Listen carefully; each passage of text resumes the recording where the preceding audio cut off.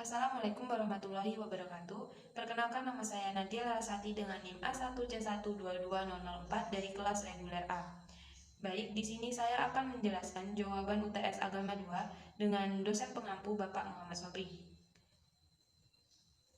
Yang pertama, jelaskan pengertian integrasi iman, ilmu, dan amal. Iman, ilmu, dan amal merupakan satu kesatuan yang utuh dan tidak dapat dipisahkan antara satu sama lain. Iman diibaratkan sebagai akar dari sebuah pohon yang menopang tegaknya ajaran Islam. Ilmu bagaikan batang pohon yang mengeluarkan dahan-dahan dan cabang-cabang ilmu pengetahuan. Sedangkan amal ibarat buah dari pohon, itu identik dengan teknologi dan seni. Iptek yang dikembangkan di atas nilai-nilai iman dan ilmu akan menghasilkan amal saleh. Iman berfungsi untuk memberikan arah bagi seseorang untuk mengamalkan ilmunya. Dengan didasari oleh keimanan yang kuat, pengembangan ilmu akan selalu dapat dikontrol, berada pada jalur yang benar. Sebaliknya, tanpa dasar keimanan, ilmu dapat disalahgunakan sehingga mengakibatkan kehancuran orang lain dan lingkungan.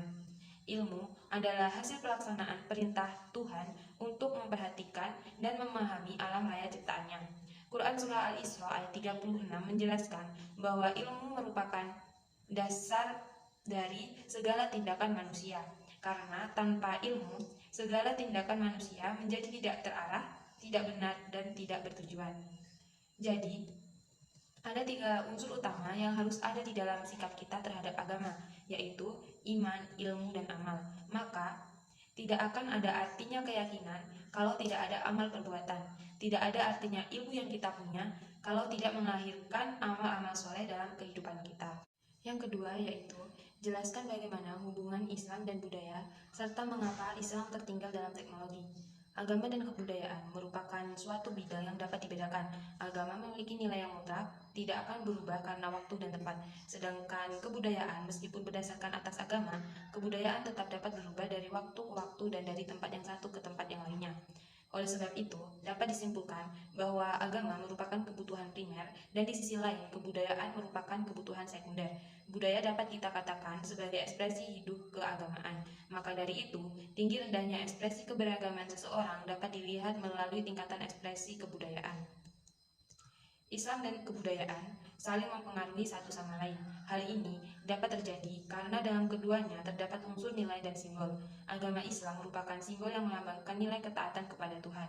Di dalam kebudayaan juga mengandung nilai dan simbol supaya manusia dapat hidup di dalamnya. Dalam keagamaan, agama membutuhkan simbol, dengan kata lain, agama membutuhkan kebudayaan agama. Dalam hal ini menunjukkan hubungan antara keduanya, yaitu agama Islam dan kebudayaan yang sangat erat.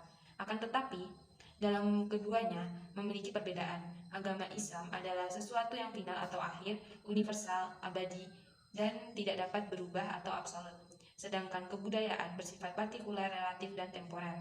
Agama tanpa kebudayaan dapat berdiri sendiri sebagai agama pribadi. Akan tetapi, apabila agama tidak dibarengi oleh kebudayaan, maka agama akan sulit mendapat tempat di tengah masyarakat. Islam telah mengalami berbagai kemajuan yang sangat pesat semenjak era Nabi Muhammad SAW hingga pada Kesultanan Turki Utsmani. Beberapa faktor yang menjadi alasan kemajuan pesat umat Islam zaman dahulu dan juga menjadi alasan ketertinggalan umat Islam pada zaman sekarang yaitu sebagai berikut. Yang pertama, umat Islam pada zaman dahulu sangat berpegang teguh terhadap Al-Quran dan hadis, sementara umat Islam zaman sekarang banyak meninggalkan Al-Quran dan hadis. Yang kedua, umat Islam zaman dahulu memiliki jiwa persaudaraan dan persatuan yang tinggi, akan tetapi umat Islam zaman sekarang lebih individualis dan kurang mengusung persatuan dan persaudaraan. Yang ketiga, umat Islam zaman dahulu sangat mencintai ilmu pengetahuan, sedangkan umat Islam zaman sekarang kurang begitu mencintai ilmu pengetahuan.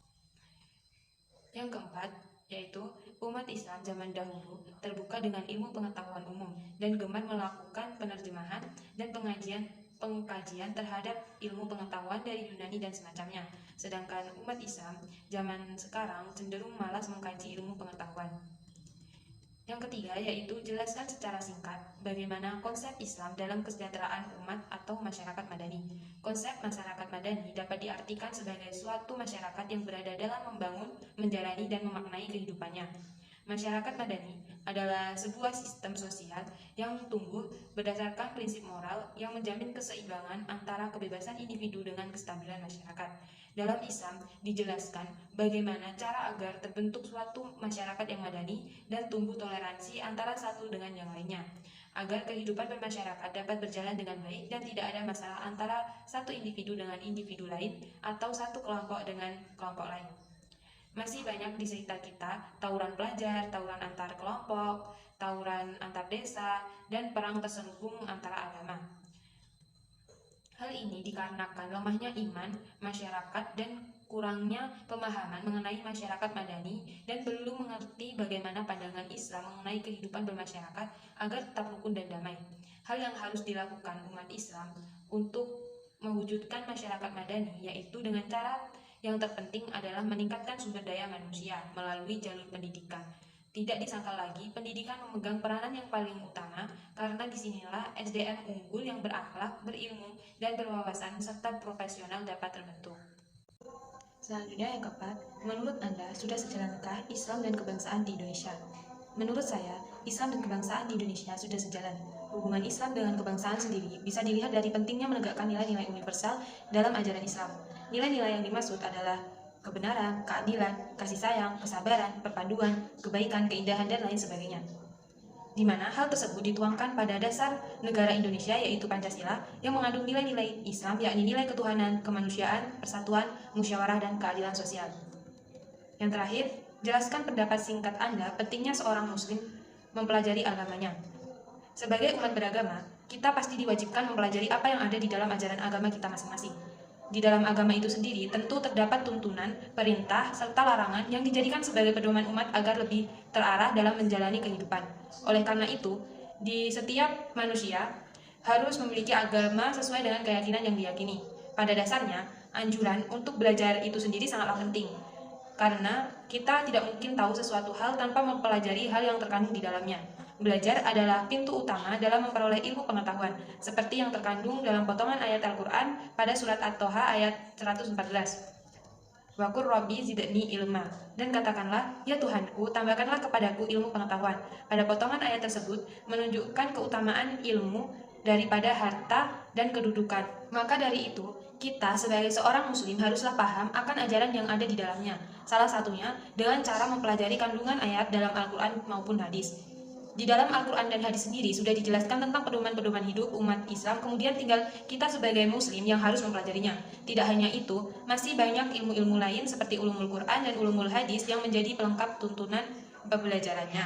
Adapun tujuan dari mempelajari ilmu agama Islam, yakni akan membuat diri menjadi pribadi yang lebih baik, terasa semakin dekat dengan Tuhan karena senantiasa ingat kepadanya, lebih mensyukuri pemberian Tuhan, dapat terhindar dari perbuatan dosa, dan masih banyak tujuan lainnya yang tentunya mengarah ke hal yang positif. Oleh karena itu, penting bagi seorang muslim mempelajari agamanya. Baiklah, sekian penjelasan jawaban UTS dari saya. Apabila ada kesalahan, saya mohon maaf. Saya akhiri. Wassalamualaikum warahmatullahi wabarakatuh.